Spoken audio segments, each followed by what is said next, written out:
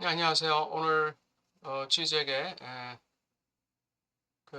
가장 순간 히스테리 환자. 오늘은 어떻게 맥컬로우는 어떻게 칸트의 물 자체를 지향하는가 같은 제목으로 한번 알아보겠습니다.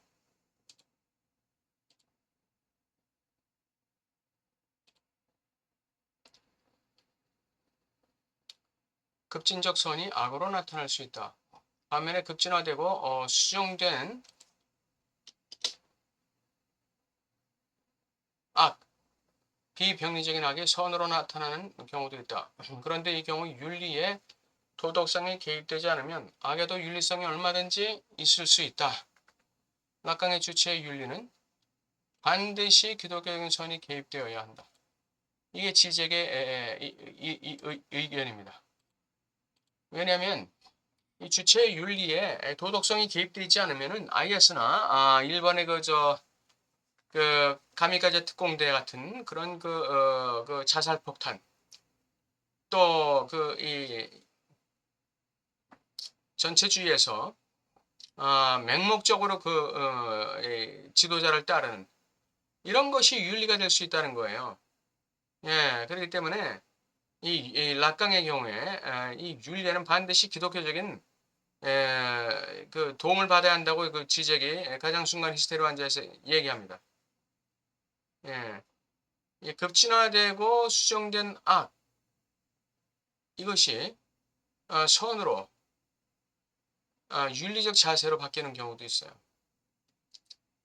어떤 경우일까요?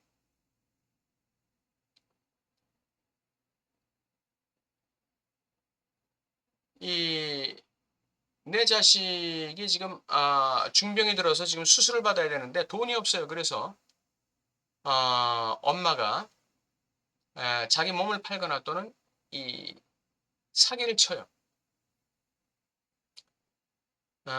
아니면 거짓말로 친구에게 돈을 꾸는데 거짓말을 해가지고 그런 그 돈을 꾸죠. 이런 게 이제 급진화되고 수정된 악이에요. 이거는 비병리적인 것이에요.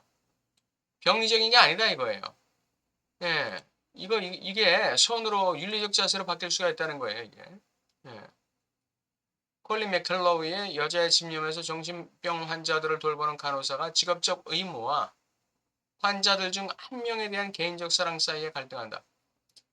예, 그 2차 세계대전 이후 그 정신병 환자들을 중에 정신병 환자들을 돌보는 간호사가 직업적 의무와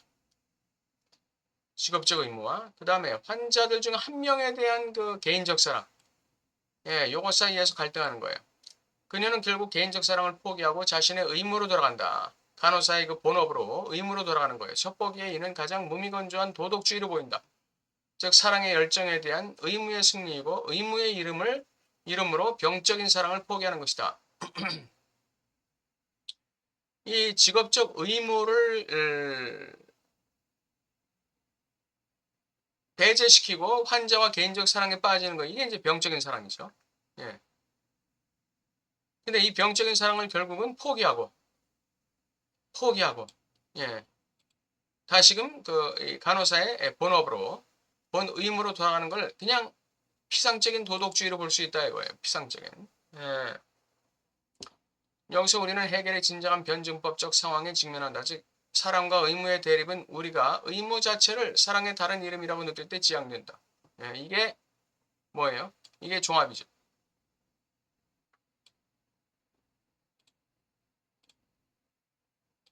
요걸 종합이라고 해요.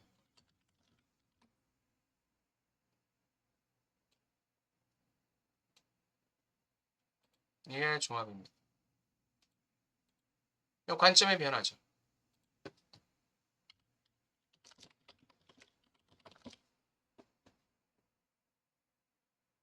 네. 이 전복, 부정의 부정, 예, 부정의 부정을 이용해 첩보기에는 사랑의 부정인 의무는 다른 모든 병적 사랑들을 피하지 않은 최고의 사랑과 일치한다. 이렇게. 락강 용어로 말하면 이 의무는 다른 보통 사람들에 대한 누빔점으로 기능한다. 이 의무가 다른 그 병적인 사랑들을 갖다가 S2, S3, S4, S5 이런 거로 본다면 이 간호사의 이 환자들에 대한 의무 이걸 갖다가 S1으로 볼 수 있다는 거예요. 누윤점으로. 이거는 사랑이 배제된 의무가 아니라는 거예요. 이 의무의 이면이 바로 사랑이라는 거예요. 예. 이 의무의 이면이 바로 진정한 사랑이라는 것이죠. 그게 S1으로 작동하는 거예요. 다른 모든 병적인 그 사랑들, S2, S3, S4 이런 걸 다 어떻게 한다? 포섭하는 거예요. 포섭하는 거예요. 의무와 사랑 사이에 의무의 순수함과 사랑의 열정의 외설 음란 사이의 긴장은 우리가 의무 자체에 완전히 음란하고 외설적인 성격을 경험할 때 해소된다. 의무에 대한 사랑.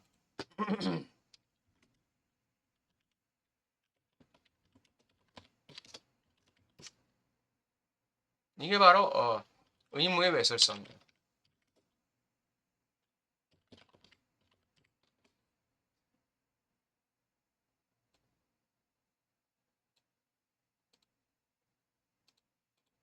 의무에 대한 사랑이죠.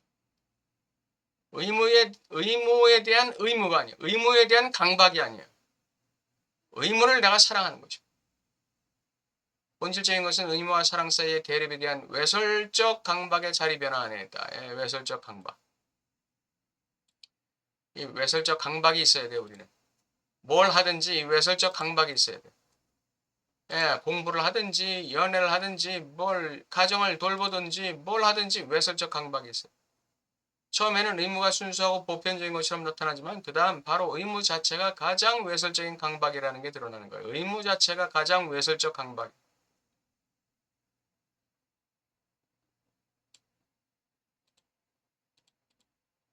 이것이 보편자 의무와 특수자 병적 사랑 사이의 화해라는 해결의 논리예요.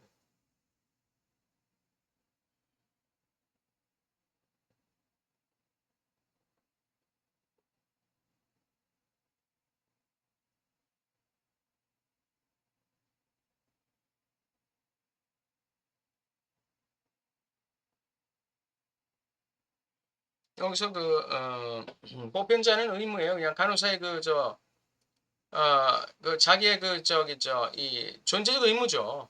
예, 실천해야 될 의무예요. 병적 사랑은 이건 한 개인에 대한 특수한 병적 사랑이죠. 예. 이것의 화해가 어떻게 나타나느냐? 예, 이 화해가 어떻게 나타나느냐?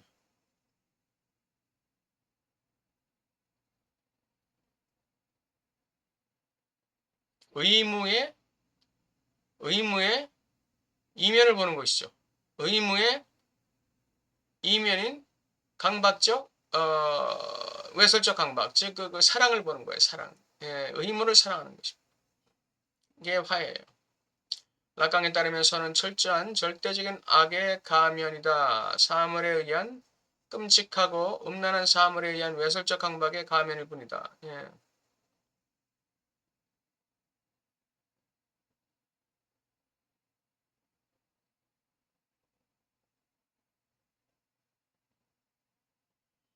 선 뒤에는 철저한 악이 있다. 최고의 선은 특수한 병적 지위를 갖지 않는 악의 다른 이름이다. 예. 병적 지위를 갖지 않아야 돼요. 병적 지위를 갖지 않을 때 악의 다른 이름이 될 수가 있는 거예요. 선이라는 게. 사물이 우리를 음란하고 외설적인 방식으로 사로잡는 한 사물은 세속 안의 특수한 대상들에 대한 우리의 병적 집착에서 우리를 해방시킨다. 사물이 우리를 음란하고 외설적인 방식으로 사로잡는 한 사물은 세속 안의 특수한 대상들에 대한 우리의 병적 집착에서 우리를 해방시킨다. 아까 의무에 대한 음란하고 외설적 강박적 사랑 이것이 바로 세속 안의 특수한 대상들에 대한 우리의 병적 집착, 병적 사랑. 예, 이거로부터 우리를 해방시키는 거예요. 즉 선은 나쁜 사물에 대한 거리, 그 사물을 견딜 수 있게 해주는 거리를 유지하는 수단일 뿐입니다.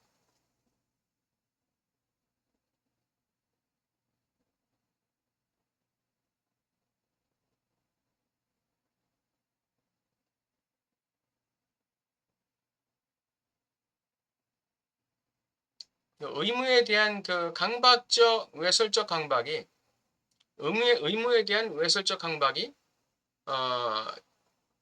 그 의무의 고통을 견딜 수 있게 해주는 것이죠. 의무에 대한 고통을 견딜 수 있게 해주는 거예요. 의무에 대한 거리를 유지하는 것이고 의무의 고통을 견딜 수 있게 해주는 거리를 유지하는 수단입니다. 모순은 실제 현전이 없는 논리적 관계이다. 반면에 실제적 대립 안에서 양극은 동등하게 실증적이다. 다시 말해 그들의 관계, 의무와 사랑의 관계는 어떤 것과 그것의 결여 사이의 관계가 전혀 아니라 대립을 구성하는 실증적 두 재료들의 관계이다. 고통과 쾌락도 마찬가지예요. 예. 사랑과 의무의 관계, 고통과 쾌락의 관계 이런 것들은 실증적 두 자료의 이 대립적 관계라는 거죠. 예. 고통과 쾌락은 실증적 자료들의 실제 대립의 극들로서 하나는 다른 하나에 대해서만 부정적이다. 반면에 선과 악은 이건 모순적 관계예요. 그들의 관계는 플러스와 0이기 때문이다. 그런 이유로 악은 실증적 실체가 아니다. 그것은 선의 부재, 선의 결여일 뿐이다. 예. 그러니까 그 실증적 대립적 관계와 모순적 관계를 구분해야 돼요. 예, 실증적 대립적 관계. 실제적 대립 안에서 양극은 동등하게 실증적이다. 이것은 의무나 사랑의 관계와 비유될 수 있고 선과 악의 관계와 비유될 수 있죠. 고통과 쾌락의 관계와 비유될 수 있어요. 그런데 선과 악의 관계는 이건 대립적 관계가 아니라는 거죠. 이거는 모순적 관계다. 선의 부재가 악이다. 사물이란 그것에 대한 락강의 개념에서 보면 바로 그런 부정적 사물이다.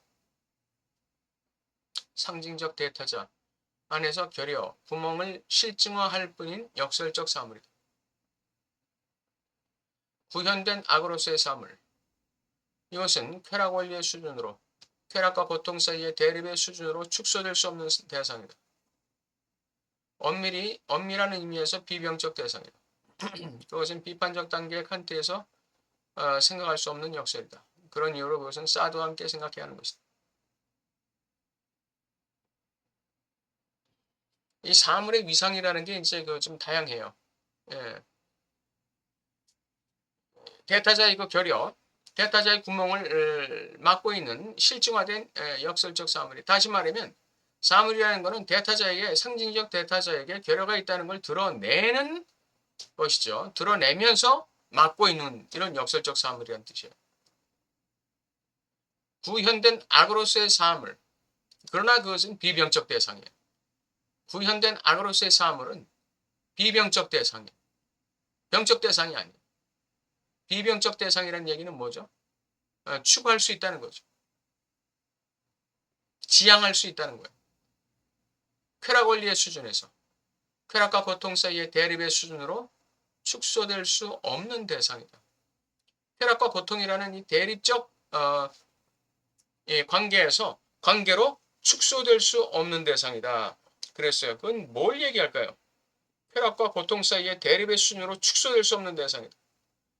이 구현된 악이라는 이 사물, 구현된 악으로서의 사물은 그것을 추구하는 과정 자체가 고통이에요, 고통. 고통인데 그 가운데에 쥐상스가 있다는 것이죠. 그런 의미에서 비병적 대상이에요. 고통과 쾌락의 대립의 수준으로 축소될 수 없는 대상이에요. 쾌락과 고통을 통합시킬 수 없는 것이죠. 고통 속에서 그 고통을 사랑하는 것, 고통을 사랑하는 것, 고통과 그 의무를 사랑하는 것, 강박적인 외설적으로 사랑하는 것. 예. 그것이 선이라는 거죠. 그게 비병적 선이라는 거죠.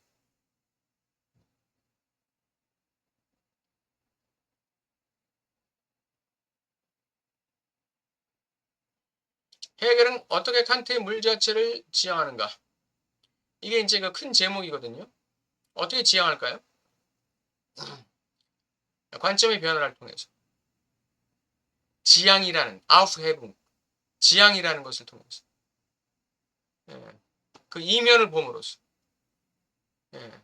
구현된 악으로서의 사물의 이면은 뭐다? 그것은 바로 그 선으로서의 사물이죠. 비병적 대상으로서의 사물이에요. 선과 악을 이원론적으로 보지 않는다는 거죠. 물 자체와 현실 이렇게 이원적으로 보지 않는다는 거예요. 헤겔은 철저하게 내재와의 철학자라고 그랬죠. 초월과 내재로 나누어 보지 않습니다. 초월은 내재 안에 내재할 때 의미가 있다는 거예요. 그게 아우프 해붕이에요. 관점의 변화. 그것이죠. 화해, 종합, 원상복구. 오늘 그 맥컬로와 함께하는 뭐라고 그랬죠?